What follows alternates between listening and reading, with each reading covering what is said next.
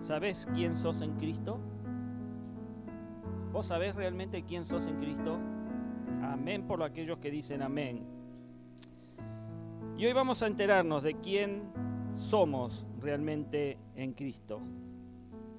Y vamos a poner en pantalla la primera carta del apóstol Pedro, allí en el capítulo 2, verso 9 al 12. En donde Pedro escribe: pero ustedes son linaje escogido, real sacerdocio, nación santa, pueblo que pertenece a Dios, para que proclamen las obras maravillosas de aquel que los llamó de las tinieblas a su luz admirable. Ustedes antes ni siquiera eran pueblo, pero ahora son pueblo de Dios. Antes no habían recibido misericordia, pero ahora ya la han recibido. Queridos hermanos, les ruego como extranjeros y peregrinos en este mundo que se aparten de los deseos pecaminosos que combaten contra la vida. Mantengan entre los incrédulos una conducta tan ejemplar que aunque los acusen de hacer el mal, ellos observen las buenas obras de ustedes y glorifiquen a Dios en el día de la salvación. Amén por la palabra del Señor. Ahora, Pedro nos recuerda todo lo que somos en Cristo. Nos dice a partir del capítulo 1, después léalo en su casa, allí en ese capítulo 1 usted se va a enterar que somos expatriados, somos extranjeros, que somos ciudadanos del cielo, que somos elegidos, somos santificados por la presencia del Espíritu Santo, somos capacitados por el Espíritu Santo para obedecer y estamos siendo rociados por la sangre de Cristo que nos limpia de todo pecado. Pero también dice que somos herederos de una herencia incorruptible, guardados por el poder de Dios. Somos separados para Él. Somos rescatados de nuestra manera de vivir, purificados por la obediencia a la verdad. Somos renacidos por la palabra de Dios que permanece para siempre. Amén. Y en el capítulo 2, Pedro nos dice que somos piedras vivas y casa espiritual, sacerdocio santo, para entregar sacrificios aceptables. Ahora te pregunto, ¿tenías conocimiento de todo lo que eres en Cristo Jesús? Toda esta lista no termina ahí.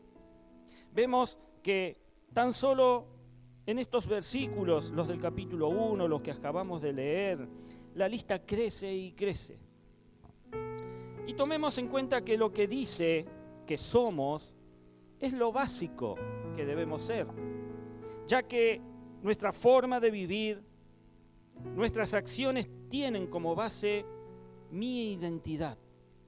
Es decir, la manera de comportarse de las personas tiene que ver directamente con su identidad. ¿Quién eres? Determina, mi amado, qué haces. ¿Quién eres? Determina cómo vives. Por eso es importante conocer cómo somos a la luz de la palabra de Dios. Decir al que está a tu lado: quiero conocer cómo soy para Dios. Quiero conocer cómo soy para Dios. Y sabes que si eso es lo que querés, entonces veamos cómo Pedro lo define. Pedro, inspirado por el Espíritu, ¿sí?, define lo que vos y yo somos al día de hoy por la infinita misericordia de Dios. Y una vez que conozcas lo que eres en Cristo, ese conocimiento va a producir en vos una forma de vida de acuerdo a lo que sos. Y esa forma de vida de acuerdo a lo que sos es distinta a lo que el mundo es. Tu naturaleza es distinta a la naturaleza de la gente que no conoce a Dios. Y es aquí entonces en donde te tenés que preguntar, ¿quién soy? ¿Y para qué? Y Pedro nos va a dar la respuesta a estas preguntas. Pero la primera es el quién soy. Eso es lo primero, ¿quién soy? Y Pedro dice, ustedes son linaje escogido.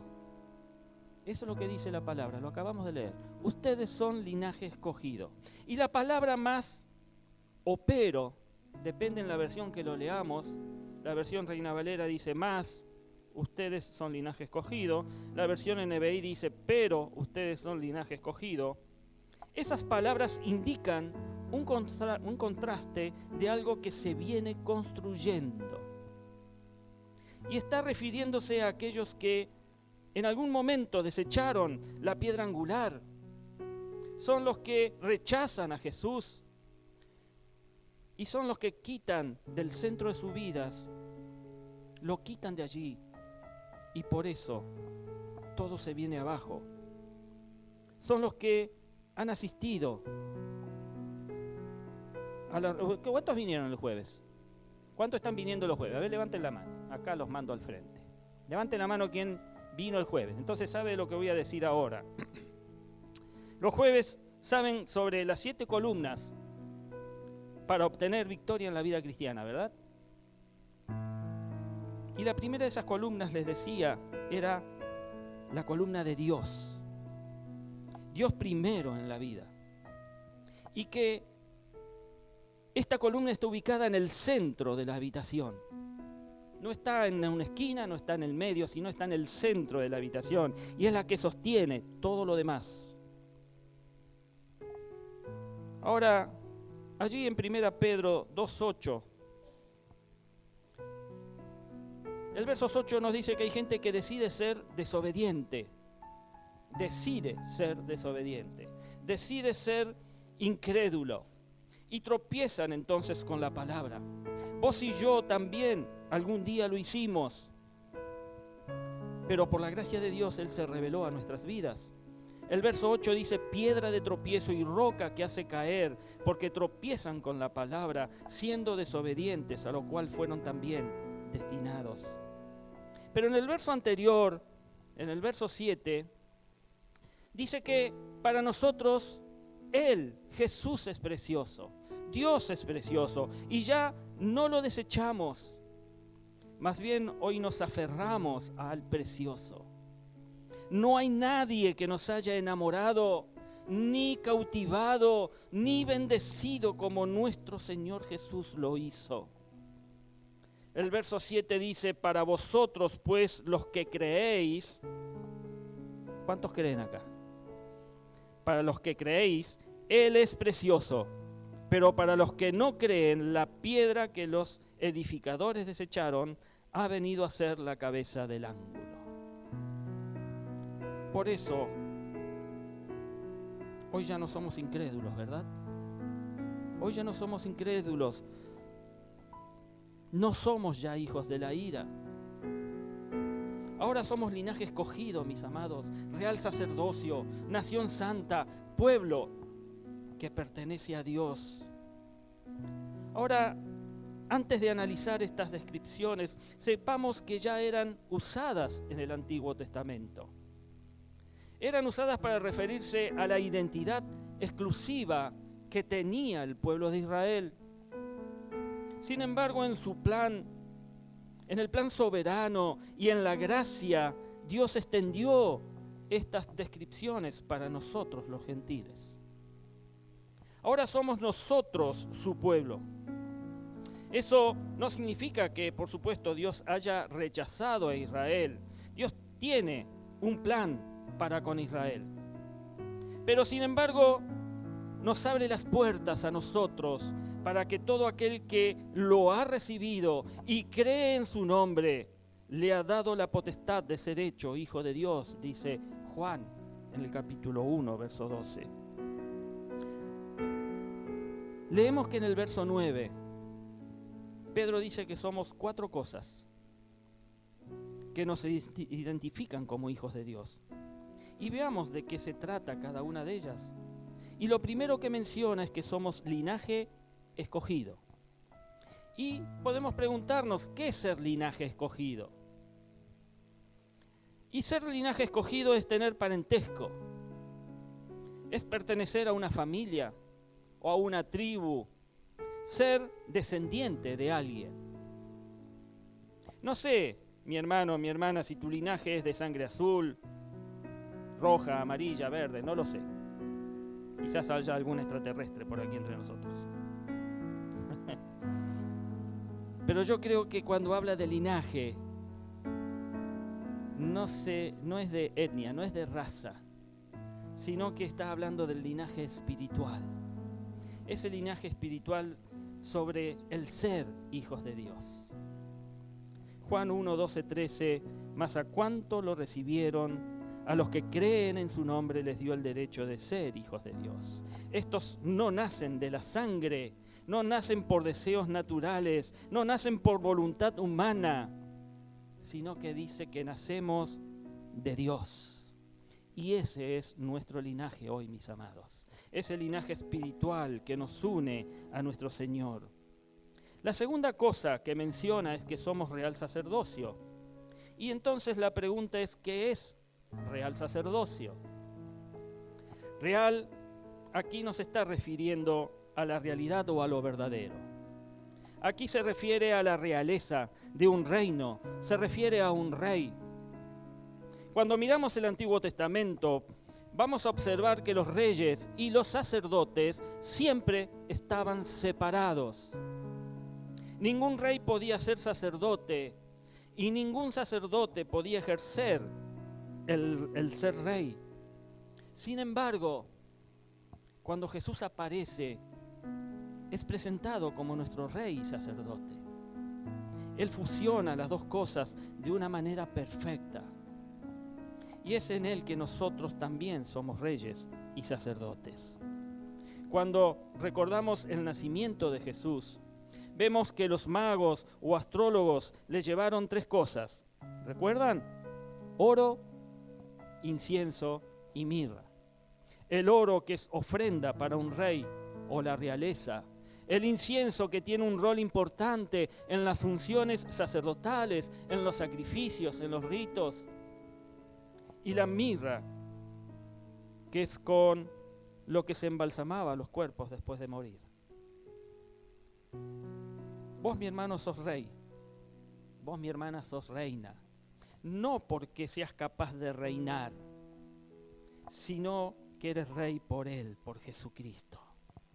Y vas a ver que en Él verás y serás vituperado. En Él vas a ser afligido, porque siguiendo los pasos de Jesús es que vas a ganar gente para este reino maravilloso que Dios ha formado aquí en la tierra. Porque te tenés que entregar, te tenés que entregar por entero y servir a los demás. Y eso tiene un costo, eso tiene un precio. Sos sacerdote porque sos llamado por Dios y tenés acceso directo al Padre para traer sacrificios agradables delante de su presencia. Y no estoy hablando de sacrificios de animales, estoy hablando del sacrificio vivo que sos vos delante del Señor todos los días de tu vida. Recordemos que en el Antiguo Testamento era solo el sacerdote quien podía hacer los sacrificios y él era el único que tenía acceso al lugar santísimo una vez al año. Y la tercera cosa que menciona Pedro es que somos nación santa. ¿Y por qué somos nación santa? Vos como yo podemos decir que nuestra nación es Argentina. Bueno, aquí tenemos hermanas de otra nacionalidad, pero la mayoría aquí podemos decir que somos argentinos, ¿sí?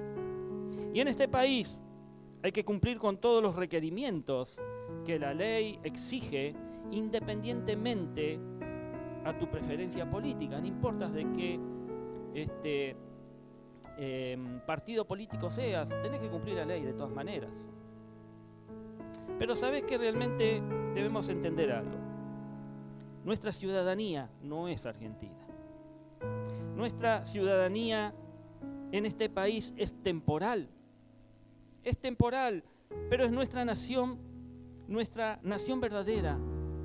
En nuestra nación verdadera las cosas funcionan y se hacen diferente, ya que tenemos una escala diferente de valores a las que tiene el mundo. Somos de otro lugar, somos los bichos raros, ¿sí? Somos aquellas personas que hacen las cosas distintas a todo el mundo, que van contra la contracultura. Ahora, ¿cómo te das cuenta de que alguien no es argentino? Pues es fácil. Te das cuenta cuando alguien no es de aquí por su forma de hablar, por su tono, por su idioma. Y lo mismo es con nosotros, ya que no hay otro lenguaje, otra manera, no hay otra forma de conducirse en los ciudadanos del cielo, como lo dice allí en Filipenses 3:20. En cambio, nosotros somos ciudadanos del cielo, de donde anhelamos recibir al Salvador, el Señor Jesucristo. O sea que nuestro verdadero presidente, nuestro amo, nuestro rey y dueño es Jesucristo. Y vos, mi hermano, pertenecés al reino de Dios. Sos ciudadano del reino de Dios. Ser argentino es pasajero. Tenemos un idioma de gracia y gratitud como pueblo de Dios. No es un idioma de quejas, no es un idioma de juicio, no es un idioma con falta de perdón. Nuestro idioma no contiene ira ni maldiciones. El nuestro es un lenguaje muy diferente. ¿Sabes por qué? Porque somos nación santa. Y eso nos identifica ante el mundo como hijos de Dios. La cuarta cosa que menciona Pedro es que somos pueblo adquirido por Dios. ¿Y qué podemos entender por pueblo adquirido por Dios? No sé cuánto poder adquisitivo tengas vos, si mucho, poco o nada, pero yo sí conozco el poder adquisitivo de mi Dios.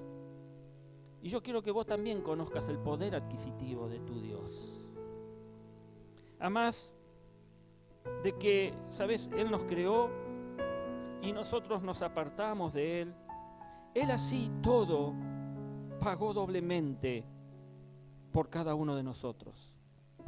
Primero, la iglesia del Señor fue ganada por su sangre, allí en Hechos 20:28. Y en segundo lugar, Pedro dice: sabiendo que fuisteis rescatados de vuestra vana manera de vivir, la cual recibisteis de vuestros padres, no con cosas corruptibles como oro o plata, sino con la sangre preciosa de Cristo, como de un cordero sin mancha y sin contaminación. Podemos ver que Pedro la tiene clara. Por eso menciona estas 4 características de un verdadero hijo de Dios. Mas vosotros sois linaje escogido, real sacerdocio, nación santa, pueblo adquirido por Dios. Y ahora, entonces, vamos a la pregunta: ¿para qué? Y esto es lo que somos, es decir, esta debe ser nuestra identidad. Entonces, si somos linaje escogido, si somos real sacerdocio, si somos nación santa y pueblo adquirido por Dios, ¿cuál es el propósito? ¿Cuál es el para qué de todo esto? Y la segunda parte del versículo lo responde. El para qué es para que anunciemos las virtudes de aquel que nos llamó de las tinieblas a su luz admirable. Hay un porqué. El Señor no solamente te da identidad, mi amado, mi amada, sino que también te da un enorme y glorioso propósito de vida. Vos y yo tenemos un propósito revelado aquí en la tierra, y es la de anunciar las virtudes de nuestro Dios. El propósito de nuestra vida no tiene que ver con otra cosa que no sea anunciar las virtudes de aquel que te sacó de las tinieblas, de la miseria, de la muerte eterna, para anunciar las virtudes de quien lo hizo. Y está bien muchas veces trabajar para comer, lo debemos hacer. Y tener fuerza para trabajar está bien. Y comer y tener fuerza para comer también, y trabajar. ¿Y sabes qué pasa? Es que para muchos ese es el propósito de su vida. Ser felices temporalmente, con poco. Vivir para los deleites y sueños personales. Y nada más que para eso. Pero el propósito para el cual hemos sido nosotros creados, el propósito para el cual nosotros fuimos comprados y fuimos redimidos, es glorificar a Dios, mi amada iglesia, y lo podemos hacer anunciando las virtudes de aquel que lo hizo posible en nuestra vida. Y usted me puede decir, pastor, ¿y cuáles son las virtudes de Dios? Pues sabes, querido, que si vos lees la Biblia, vas a darte cuenta de que esta está llena de las virtudes. Lee el Antiguo Testamento, lee el Nuevo Testamento y vas a encontrar muchos atributos y virtudes de Dios para anunciar. Vas a encontrar que Él es misericordioso, que Él es santo, bueno, que Él es amoroso, justo, creador, que es soberano, que es grande en misericordia, que es el creador de todo, que es el único que salva, el supremo, y muchos etcéteras. Eso por mencionar simplemente unas pocas de las muchas virtudes de las cuales somos llamados a anunciar. A veces el mensaje de la iglesia es: no corras, no juegues, no uses esto, no tomes, no fumes, no empujes, no te drogues. Pero sabes, el mensaje no es ese. El mensaje no debe ser ese. El mensaje debe ser sobre quién es Jesús, sobre quién es Él. El mensaje debe ser sobre sus atributos y lo que Él ha hecho. Y eso va a producir en la gente un cambio de vida radical. Y me podés preguntar, pastor, ¿cómo se anuncian las virtudes? Y sin duda, yo te voy a decir, es con nuestras palabras. Es un mensaje verbal que debemos compartir. Y Dios nos ha dado el mensaje más sagrado, amada iglesia, el mensaje más importante y glorioso, y podemos decir con nuestra boca a las personas que Dios es fiel, que Dios perdona, que Dios recibe y que Dios tiene para ellos sus brazos abiertos, como los tuvo para vos, que su amor es eterno por Él. Pero el mensaje también debe ser a través de nuestra vida. El mensaje debe ser a través de nuestras acciones. Estas son las que tienen que predicar este mensaje. Alguna vez les dije que la gente leerá la Biblia más por tu vida que en sus páginas. Sos una carta abierta, mi amado, mi amada, en la cual las personas leen cada cosa que hacemos y decimos. ¿Qué leen en tu vida? Todo lo que hacemos y todo lo que decimos tiene el propósito, o debería tener el propósito, de anunciar sus virtudes en lo práctico de tu trabajo, en el Uber cuando viajas, en tu negocio, en el gimnasio, en la cancha. ¿Cuántos de los jóvenes que juegan los domingos a la tarde al fútbol hablan con sus acciones sobre las virtudes de Dios? Quería verlo. Un día voy a ir a ver cuando juegan. ¿Cuántos en sus trabajos anuncian las virtudes de Dios? ¿Cuántos en la escuela anuncian las virtudes de Dios? ¿Cuántos en tu barrio, mi amado, en tus vecinos, anunciás las virtudes de Dios? En todo lugar podés anunciar que Cristo es lleno de gracia, es luz, que Cristo es justo, que Cristo perdona, que Él es amor y es bueno. Ahora, lo importante aquí es que cuando la gente vea tu vida, pueda ver las virtudes de Dios en vos, manifestadas en vos, reflejadas en vos. Glorificar a Dios significa que Dios despliegue y muestre sus atributos y muestre su gloria a través de tu vida y de mi vida. Que la gente cuando nos mire pueda ver a Cristo manifestándose en nuestra vida. ¿Cuánto nuestras vidas están cumpliendo con este propósito? ¿En qué medida lo están haciendo?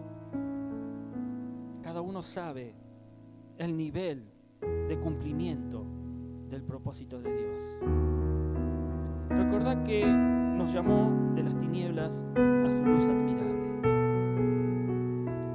Antes de Él estábamos y éramos tinieblas. Teníamos condena eterna.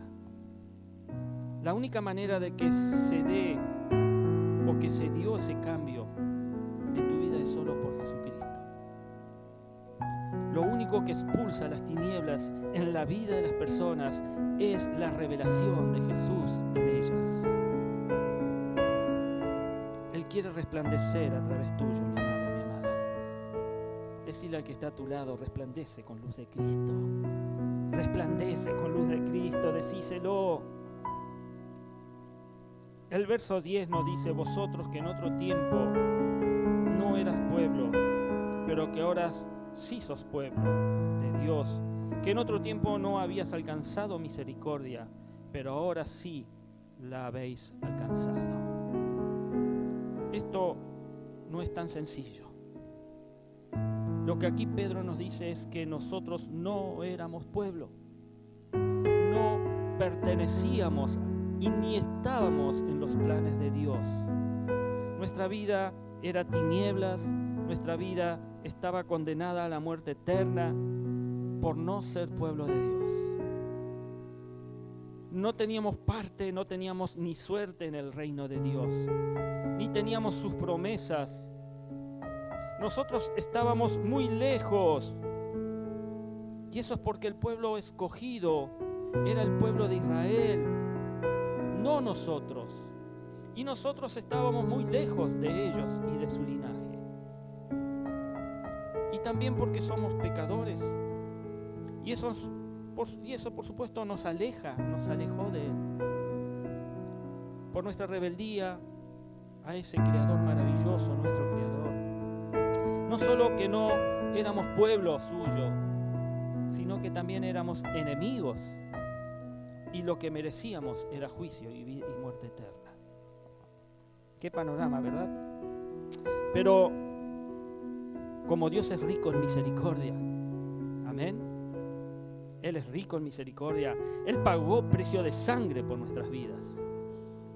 Me gusta el término: en otro tiempo no habíais alcanzado misericordia, pero ahora habéis alcanzado misericordia, dice Pedro. Porque la misericordia de Dios siempre estuvo disponible, pero nosotros no teníamos ni tenemos la capacidad de alcanzar o recibir esa misericordia por nuestros propios esfuerzos. Pero el texto no dice que como ya nos esforzamos lo suficiente, la hemos alcanzado. No dice que creciste y la alcanzaste, pues esto no es así. Más bien, hoy recibiste misericordia, mi amado, porque Dios es quien se inclinó para dártela. Él se rebajó a nuestra altura en la persona de Jesucristo cuando estuvo como hombre en la tierra. Su misericordia llega a lo más alto, a lo más profundo. No hay nadie que se pueda quedar sin la misericordia de Dios hoy. Si vos estás aquí, es porque Dios quiere alcanzarte con su misericordia todos los días de tu vida.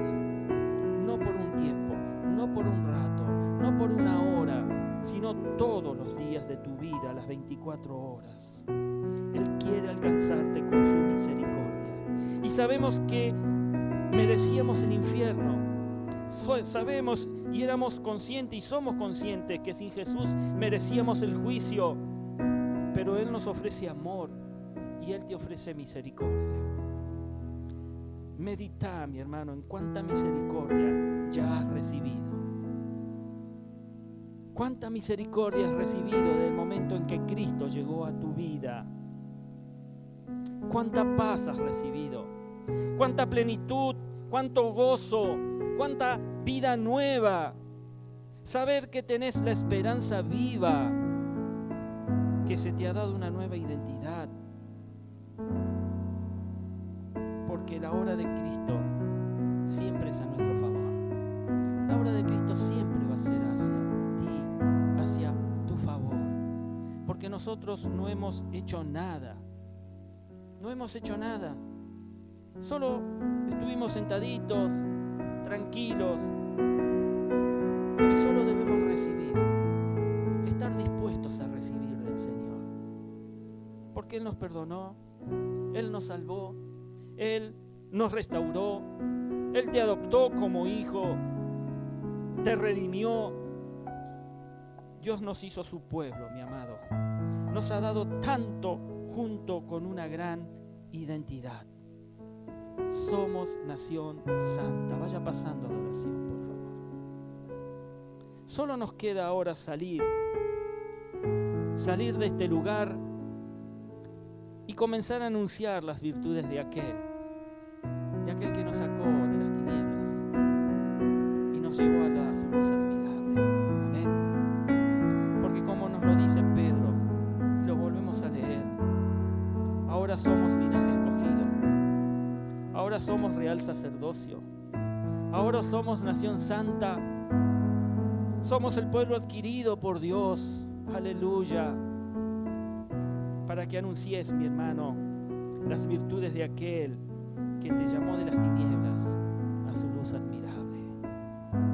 Y nosotros que en otro tiempo no éramos pueblo, ahora sí somos pueblo de Dios. Amén.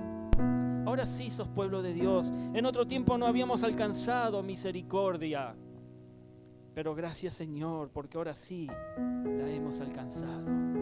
Y tu misericordia está todos los días sobre nuestra vida.